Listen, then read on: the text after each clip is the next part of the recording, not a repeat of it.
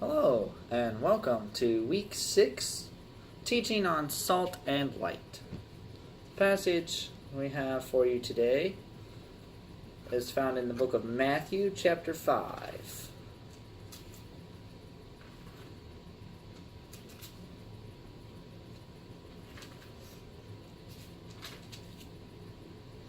Matthew chapter 5, verse 13 through 16 says, "You are the salt of the earth, but if the salt loses its flavor, how shall it be seasoned? It is then good for nothing but to be thrown out and trampled underfoot by men. You are the light of the world. A city that is set on a hill cannot be hidden. Nor do they light a lamp and put it under a basket, but on a lampstand, and it gives light to all who are in the house. Let your light so shine before men that they may see your good works and glorify your Father in heaven."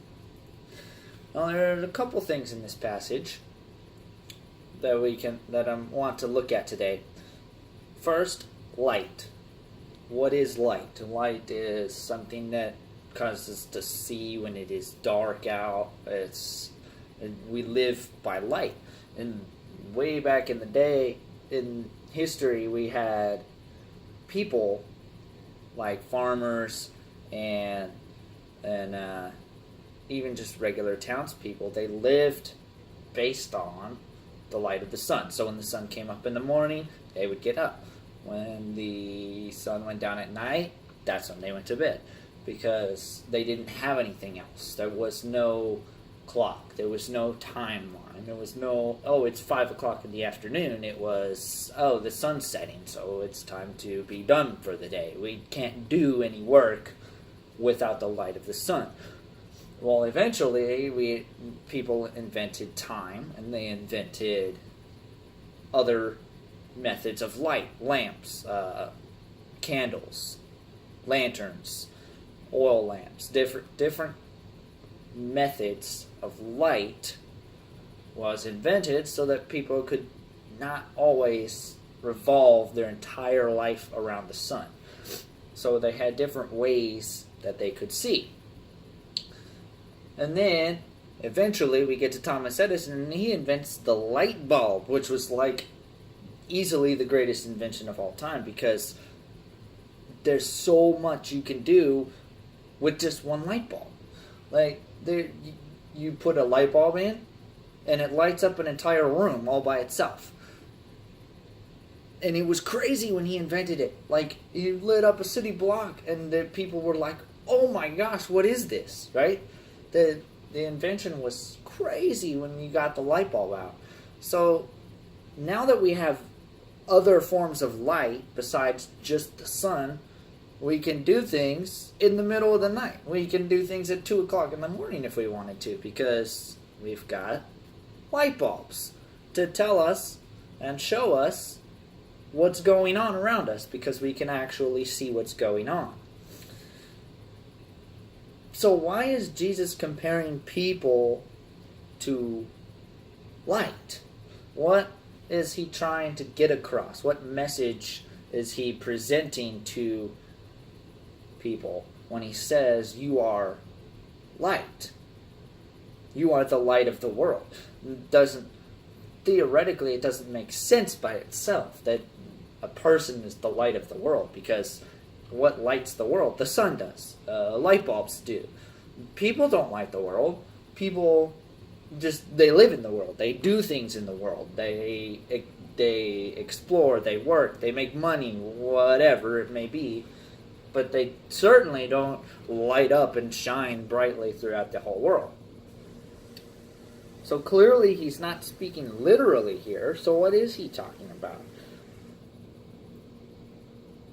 Look at verse 16. "Let your light so shine before men that they may see your good works and glorify your Father in heaven." This is what Jesus is talking about when he says, "You are the light of the world." He's talking about good works, good deeds, things that people can do to point the way towards God. So you are lighting up the world, not literally by making a light that people can see in the darkness from. physically, but you are lighting the world so people can see in the darkness spiritually. You are the method, the part that brings people to God and to a knowledge of Him, and you glorify Him with your actions. See, people come to know God through Jesus, because you can't. No one comes to the Father except through Him. That's found in the New Testament as well. You don't have people come to a belief in God without God working in them. How does God work in people? Through other people. If I run into somebody that's never heard of God at all, not even once, okay, then how is God supposed to work in them to bring them to a belief in Him if they've never heard of Him before? It doesn't work. Somebody has to be the presenter. Somebody has to bring the knowledge of God to that person so that they can then be worked on by God and brought into the fold of God's family.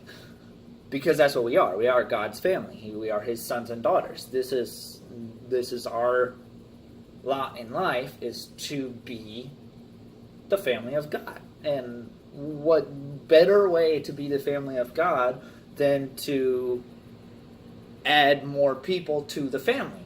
Why would you think of a regular family? Like if you have a family started by a man and a woman getting married, what do they typically want? Not everybody, but most people want to have kids, right? They want to grow their family. It's the same principle here with the family of God. We want to grow the family of God. We want more people brought in to the fold to be understanding of God and be following God, and eventually be getting to go to heaven as opposed to going to hell, because who wouldn't want to live in paradise forever, right? This is good news. Good news. We can live forever in paradise. Why would we not want to share that with other people? And that's what this passage is talking about. This, you are the light of the world, is referring to you have the ability to share the good news of the gospel with other people that haven't heard it before, even people that have heard it before, but just haven't heard it explained well, maybe. Or maybe they just have ignored it, or maybe now they're actually ready to listen and pay attention. Well, somebody still has to present it to them.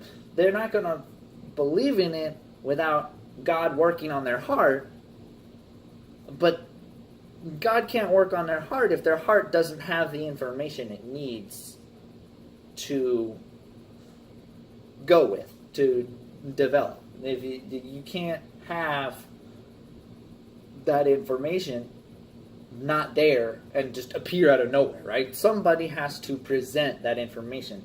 And that's what Jesus is talking about when He says you are the light of the world. And He says specifically, don't hide it, right? You don't want to hide the light. You can't put a basket on top of the lamp.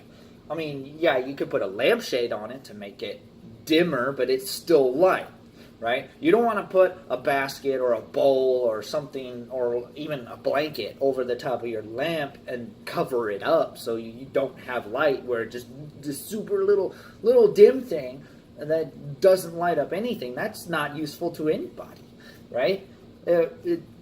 We can't cover up who we are.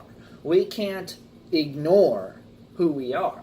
We are sons and daughters of God, designed and created to be the light of the world. We can't hide that. We can't cover that up. We can't go about our lives acting as if we don't believe in God. Because if we do, then when we try to present God to people, they're like, you don't actually believe in Him? Come on, right? It doesn't work. You can't hide who you are and then expect people to believe when you tell them who you are, because you don't live it they're not going to believe it when you say it. You have to live what you believe. Walk what you talk. Act on what you preach. You have to. You can't have any other way. If you don't, nobody's going to take you seriously. And if nobody takes you seriously, then your light is covered up. Your light is dim. Your light doesn't shine to the world. Your city's in a cave instead of on a hill. It doesn't help anybody at all when you aren't living what you believe. You aren't believable. If you're not believable, then it doesn't matter what you say, because nobody believes it anyways. The second part of this passage, which actually is the first part of this passage, in verse 13, you are the salt of the earth. But if the salt loses its flavor, how shall it be seasoned? It is then good for nothing, but to be thrown out and trampled underfoot by men. So, what could Jesus possibly be thinking when he says that you are the salt of the earth? Because salt it's salt. What's important about salt? It's seasoning, okay? Well, let me give you an example here. This, right here, this is a McDonald's French fry. Now, take your McDonald's French fry and think about it for just a second. When you eat a McDonald's French fry, what is the first thing you think of when you eat it? The first thing you notice, it's salty. That's what you notice about a French fry. It's salty, right? Think of, you've gotten bad McDonald's French fries before, right? Of course you have. Everybody's gotten a bad batch of McDonald's French fries. It happens. What constitutes a bad French fry, though? When you get a bad French fry and you take a bite out of it and you're like, oh, that's a really bad French fry. Why do you say that? Because it's not salty enough. It doesn't have enough salt on it. It's a really bad French fry. Or it's cold. You can't taste the flavor of the salt as well when it's cold. It just doesn't work. So you've got a French fry that's not salty anymore. It's not a French fry. It's just a little stick of a fake potato. It's not even made from real potatoes. It's just a fake potato that has no flavor at all because there's no salt on it. The salt is the flavor. The salt is what makes it a French fry. You don't have a French fry without the salt, because the salt provides the flavor that is required to make a good French fry. You don't have a good French fry if you don't have salt. It just doesn't work. You can't have a French fry that's salt. Who wants to order McDonald's? And you go to McDonald's and you're like, hey, I need a large French fry, no salt. Nobody orders that. The only people that would ever even consider ordering McDonald's fries without salt are people that can't have sodium, which is the base of salt, is sodium. If you can't have sodium, then yeah, you're going to order your French fries without salt. Or you're just not going to order French fries at all because they don't taste good without salt on them. So you need salt, right? Salt is the flavor. And the passage specifically talks about seasoning. How does it get seasoned if the salt loses its saltiness? If you don't have the same principle with the fry here, the fry doesn't taste good without salt on it. It doesn't. So if you don't have salt on your French fry, it doesn't taste good. What do you do with the French fry when it doesn't taste good? You throw it out. You don't eat it, right? This tastes bad, I'm going to eat it. I'm going to eat it all. Yes, it tastes terrible. I'm eating it. It's tasting terrible. I love it. No. You throw it out and you complain. Half the people, they go back to McDonald's, they complain and say, my fries weren't salty enough. Give me another one. Right? That's the way people are. They don't do something that is bad. They don't eat it if it tastes bad. So if you're tasting bad, you're not going to eat it. Right? If you have a French fry with no salt, and you wanted a French fry with salt, You're going to just throw it off to the side, and you're not going to do anything with it. You're not going to eat it.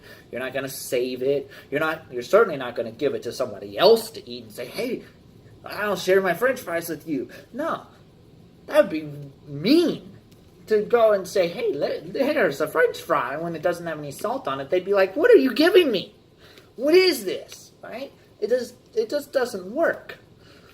So that's one method of use for salt, though. That's only one. That's the one that's talked about directly in the passage, but there's another method that you can use salt for.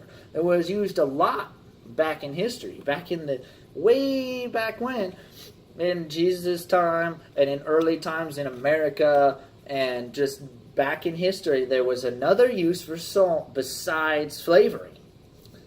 It was used for preservation. If you had meat, this is used, for example, venison. Say you go hunting, you shoot the deer with the musket, and the deer dies, and you cut it up and you have the deer meat. How you can't eat an entire deer's worth of meat in one meal. It just doesn't work. So how do you save the meat? Well, nowadays we can put it in a freezer and you're good to go, right? You put the meat in the freezer and it freezes, and then you can unfreeze it and flavor it later on. But they didn't have the freezers as a part of their refrigerator in that day. What they had was salt. They used salt to preserve meat over time. So you would put the salt on it, and you would hang it up in your shed or your barn or whatever you may have had, and you have the meat preserved by the salt. The salt is what allowed the meat to last when you weren't eating it right away. So preservation, how does this fit with this is an interesting one, because everybody may maybe talk about the seasoning. Oh, we can be seasoning, we can flavor people, we can have fun, and they can love who we are, and this and that. Everybody can talk about that. But what about preservation? What can we be? What can we do that preserves other people over time? This is a very interesting question. What, as people, what are we even able to do in regards to preservation? Well, one instance that I can think of that we could do for preservation is invest. But this makes no sense. Why would you invest, but in yourself. You stick your money in the savings account, and it gives you money back. No, I'm not talking about money. I'm not talking about investing your life or your money into yourself. I mean, sometimes you're going to. You probably should invest your money. It's smart to do that, but you don't have anybody else in that picture. It's just you. Maybe your family, but what about everybody else? What about the rest of the people in the world? How can we invest in them? And this is something that gets really tricky when you talk about it or when you think about it. How do we invest ourselves into other people? And one of the primary ways is right here in my hand, the Bible. The Bible is God's Word, correct? It's the Word of God. It was written by a bunch of different people, inspired by God Himself, to teach and help us learn and guide us along the way. There's a passage in Psalms. It says, Thy Word, Bible, is a lamp unto my feet and a light unto my path. The Bible guides us. As Christians who believe in God, we use the Bible as a guide, as a lamp to our feet, a light to the path. We don't walk the Christian walk without the Bible. It just doesn't work. This is the guide. It's the tour guide, right? You have, like, take for example, you go to a museum. What do? You get a tour guided by a professional, somebody who knows about the stuff in the museum, can tell you about it. Well, this is the tour guide of life. This knows about life because God knows about life, and God inspired the people to write the Bible.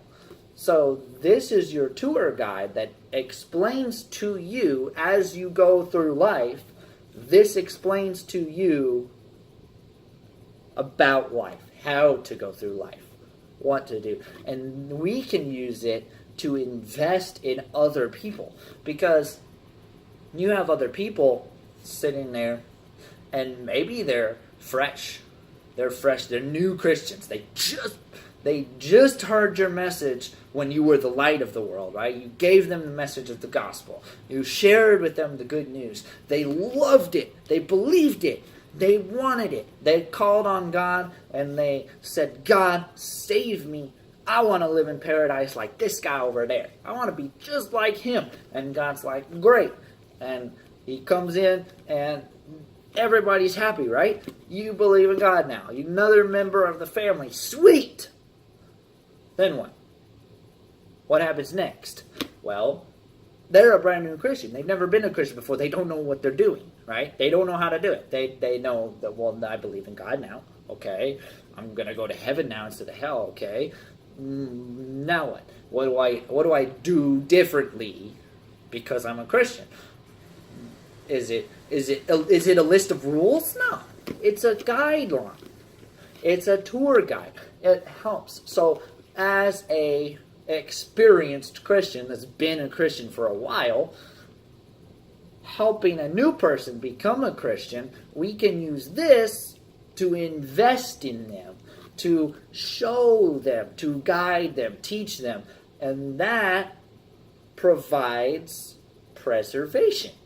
If I use the Bible to teach somebody how to live as a Christian, then throughout years and years and years of time living as a Christian, they're going to be using the information that the Bible, through me, provided for them as a guideline. They're going to read the Bible on their own, and they're going to start using it themselves as a guideline, and then sharing that with other people to invest in them and preserve them, preservation over time. This is what provides the preservation over time. The way that the meat, or in this case, the people, the Christians, the way that they last over time is through the Bible. Through the knowledge that is in the Bible, through the guidance that is in the Bible, through the actions of life, living by the book. You've heard the phrase before many times. Buy the book, buy the book, buy the book. We got to be by the book at work. We got to be by the work at life. We got to be by the book. We got to follow all the rules no matter what. The book tells us exactly what. Live by the book. Literally. The Bible is the book we can live by. It's not, you go to work and you'd be like, and they'd be like, it's by the book. You got to follow all the rules. You got to follow company policy. You got to follow manager rulings. You got to follow everything. You just buy the book. It doesn't matter what it is. If you agree with it or not, do it. That's what the Bible is. For life. Not for work. Not for fun. Not for entertainment. Not for just because. But for life. All of life. We live by the book. Literally. We can live by the book. And we'll be better off for it. It's not a list of rules. It's not a list of rules like think of it this way. You go to work, right? They have a list of rules you have to follow. There's a dress code. You have to wear their uniform, right? You can't wear your own whatever you want to when you go to work, right? You have to wear their uniform, present their logo, right? everybody looks at you, they're like, he works for this place, right? Because you're wearing the uniform.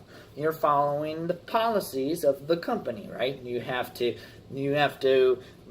get up at a certain time. You have to show up at a certain time. You have to leave at a certain time. You have to do a certain thing while you're there, right? It's company policy. There's rules that you follow, and then if you follow all the rules, you get paid, right? They pay you. That's what you're there for, is to make money. So if you don't follow all the rules, what do? You're out the door. They fire you. They don't keep paying you if you're not going to follow the rules. The Bible is not a rule book. Like the rule book at work that gets you paid, that's not what the Bible is. The Bible is not a rule book to get you paid. It's not a rule book that's, oh my gosh, live by the rules of the book. Live by the book or you're going to hell. That's not what it is. It's a guideline. It's a list of guidelines to help us live life the way that Jesus wants us to live our lives. It's not a list of rules, do all, be all, end all. It's a list of rules and guidelines to follow, not because we have to, but because we want to. And that's the key. The key is we as Christians want to follow God. We don't want to follow everybody else. We don't want to follow Satan or do things that are evil because we're Christians. We believe in God. We, as Christians who believe in God and have read the Bible and read the Bible consistently, our hearts, our minds, our souls, we want to follow the rules. We want to be by the book. At work, you have to be by the book in order to earn a paycheck. With life, you want to be by the book, right? Whether it be this book or the Book of Mormon or the Book of Islam, the Quran, it doesn't matter which book you follow, which religion you follow, but whatever religion you've chosen to follow, or atheism or not religion or agnosticism or whatever it is you've chosen to follow, you want to follow it because you chose it, right? It didn't choose you. You chose it, is the line of thinking here. You're like, well, I chose this. I'm going to follow it, right? Yeah, of course. Well, as a Christian, this is the book. This is the guideline. This is what we chose to follow. So we want to live by it. We want to follow it. People complain. People complain a lot. I've had people come up to me and be like, being a Christian is hard. Or I've had people come up, I don't want to be a Christian, all those rules. No. Absolutely not. There's too many rules. There's too many regulations. There's things that I can't do that I want to do, or things that I don't want to do that I have to do. And it's just, no, I don't want to deal with it. It's too difficult. It's hard. It's really not, though. That's the thing. If you truly believe in God, and you truly, honestly follow Him, right? You honestly believe in God, you call yourself a Christian, you actually believe in your heart the good news of the gospel, then you want to follow the Bible. You want to follow those rules. You want to be by the book. Not because you have to, but because you chose to. And that's the key here. That's the biggest part. That's the salt. Because with the French fry, right? Back to the French fry, you eat it with salt because it tastes good. You can choose not to have salt on it, but you don't, right? You always are choosing to put salt on your French fries. A lot of people put even more salt on their French fries after they get them. They're like, I need French fries and I need side packets of salt because I know there's not going to be enough on there. I'm going to add my own salt to the French fry, right? It's a choice. You want salt on your food because it tastes good, right? In the old days, they wanted salt on their meat so it lasted longer, right? it's a want. It's a choice that you make because you want it. And that is what the rule book is in life. The rule book, you want to follow it because you chose it as your own, right? So if you're coming to me and you're telling me being a Christian is hard, chances are you aren't looking at it the correct way. You're looking at it as a job, not as a lifestyle, right? Think of it this way. How many people can honestly say, I love my job? Probably not very many. A lot of people don't love their job. Even if they're in a field of work that they love, chances are they still complain about their job consistently, right? It just is. It's a job. That's what happens. People complain about it because they're there not out of choice, but out of requirement. That's the kicker. The requirement that puts you there, not by your choice, but by a rule that you have to follow. Right? You can't live without money. You've got to work. You just have to. You have no choice. Right? So most people either dislike or at least sometimes dislike their employment, their job. And that's because it's a requirement. They didn't choose it for themselves. They do it because they have to.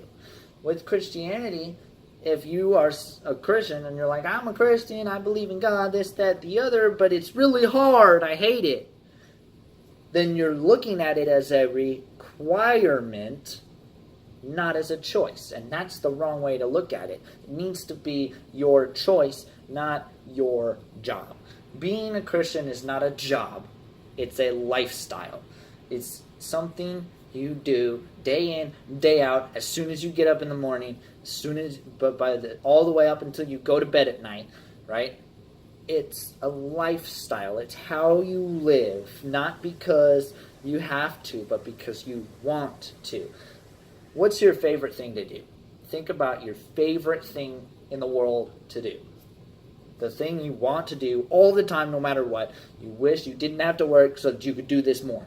You wish you didn't have to go to school so you can do this more, right? There is one thing. Everybody has their one thing that they love to do no matter what, and they wish they could make a living out of it because I really want to do this all the time. Let me make a living doing what I love, right?